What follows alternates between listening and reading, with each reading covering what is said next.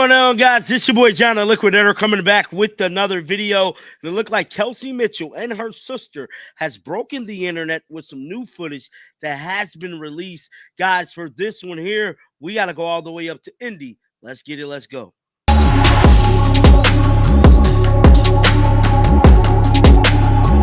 Kelsey Mitchell has been the topic of discussion ever since the final Indiana Fever game when she went down with pretty much a weird injury. She left it all out on the court. She literally played herself till she couldn't play anymore. Well, before that injury and before that game, she sat down and did an exclusive interview with her twin sister. They spoke about her journey, making it to here, finally getting her recognition. And Kelsey Mitchell also had her exit interview today, which was extremely well. It's kind of long, but we're going to play some of her exit interview in this video. We're definitely going to react to the footage that has come out about Kelsey Mitchell, her and her sister.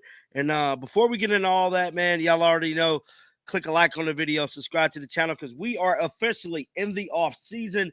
And yeah, this is going to be a long one, man. We don't know exactly what Caitlin Clark is going to do moving forward. I wish we did, but we don't. And a lot of people think she's going to do Unrivaled. I don't think she's going to touch Unrivaled with a 12-foot pole, but I could be wrong. But with all that being said, man, let's head on over to YouTube and let's pull up this Kelsey Mitchell interview that she did with her sister that has simply broken the damn internet. Let's head on over there right now, dog. So I asked everybody to write a letter to you. I gotta read them. Yeah, read them. Oh, that's a lot of them in here. Coach Craig. Coach Craig is like, he's like everything. Like, he's the trainer. He's the speed and agility guy I go to. He's the weightlifting guy I go to. My fellow Scorpio, he's the OG. And when I lost my dad, he was the guy that kind of stepped up. So shout out to Coach Craig. Dear Kelsey, years have passed and I still remember that young sixth grader coming to speed training for the first time. You came in with that big smile and a lot of energy. You had no clue what your dad and I had discussed. He said, I'm your daughter to you, and I want the same training that given to my son. Little do we know where that trainer was going to take you. The fact that you are still doing the speed training today, your dad would be proud. Congrats, All-Star. My dog, and then my mom. Where you at, mama? That's your mama. Here's my mom, Kelsey. What's up, ma? Your basketball journey has been amazing. Your hard work and dedication speaks for themselves. When times are hard, you persevered. You had 5 coaches during your 8-year tenure with the Fever, and you have been very coachable. You exemplify what a professional athlete looks like on and off the court. You carry yourself with prowess and grace. You truly are dedicated to your craft. You go above and beyond what is asked of you. You take care of your body in season and off season. Your commitment to your career is awesome. Keep up the good work. You know, Coach Mitch is looking down and smiling, saying to himself, that's my seed. She is flying her own kite.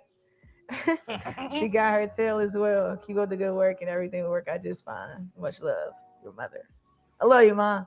this is so dope. We are who we are because of our mama. Yeah. I ain't never gonna cap it. And we good people. Like because of her. She's a great woman. Yeah, she got that Southern belle, so she got a little twist. Shout out to you, Mom. Little high school. That's my girl.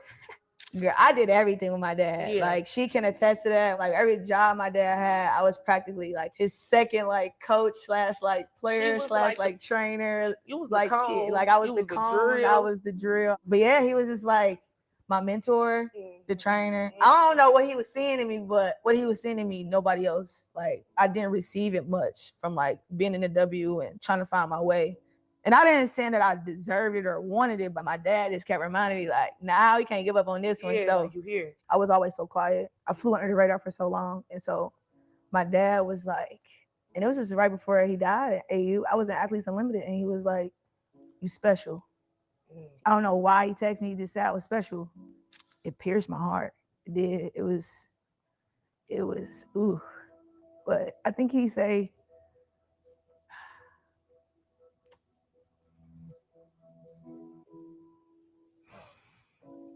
oh, peace, bro. Because everything I do, every time I step on the floor, it's my dad. Like, nobody believed in me. I kid you not. As long as I've been in this league, he believed in my ability when days were hard, he picked me up. And I feel like my dad was just like the man I needed to see from a standpoint of like the work ethic and him pouring into his own craft as a coach. He did it so gracefully. And I think for me, it's important that I don't lose sight of why I'm hooping. And that is because the kids, the future, my village, where I come from, I'm always do right by his name, Mark Mitchell. I ain't never gonna disrespect that. So I got a little emotional, but shout out to Pops. It's my dog for life, my best friend. So here's the Pops.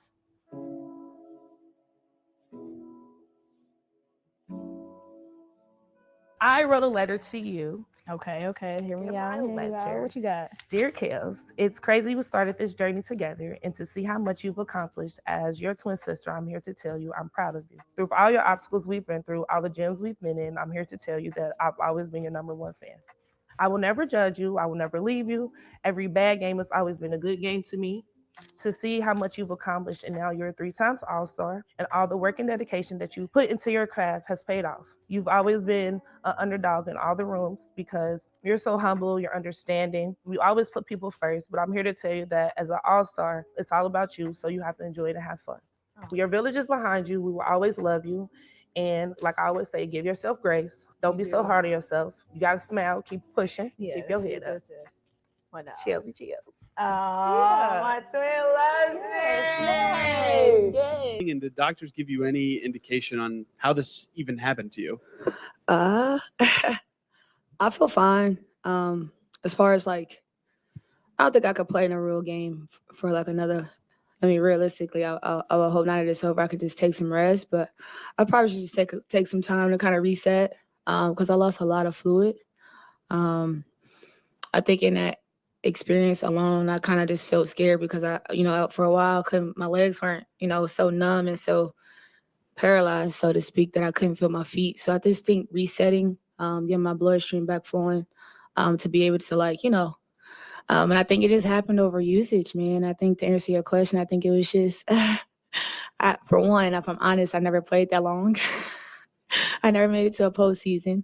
And then I just think, being there and being present for my team, I kind of never thought about anything like Rabdo. I don't know how random that it even is in a playoff game 5, but that's another conversation for another day. But I felt really grateful that at the time I panicked, but when it was all said and done, I was grateful that it wasn't, I could have been Sid, I could have been Ari, so I was grateful too. But to answer your question, I just think a little time, a little reset button.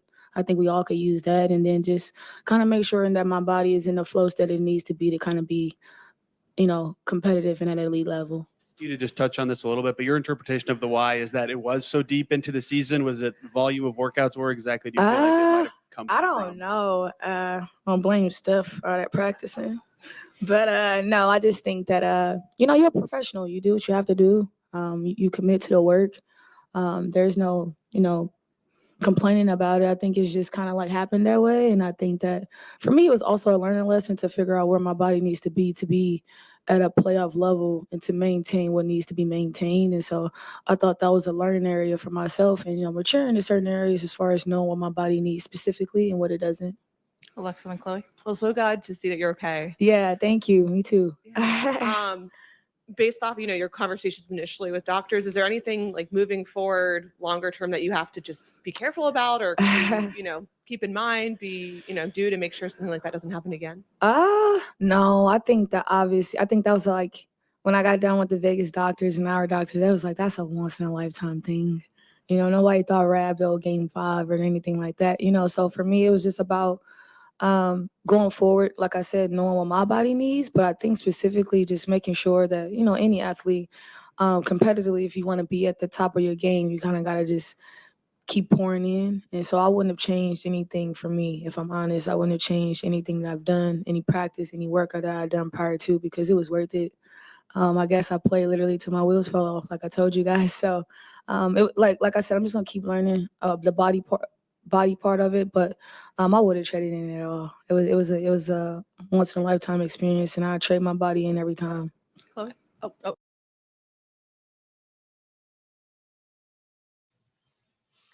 So that was Kelsey Mitchell, her sister, and a little bit of some of her interview. I want to know you guys' thoughts down in the comment section right now. Keep them bells on. I will be back with another one. And until next time, man, shake the haters off. I'm out of here, bro. Peace out.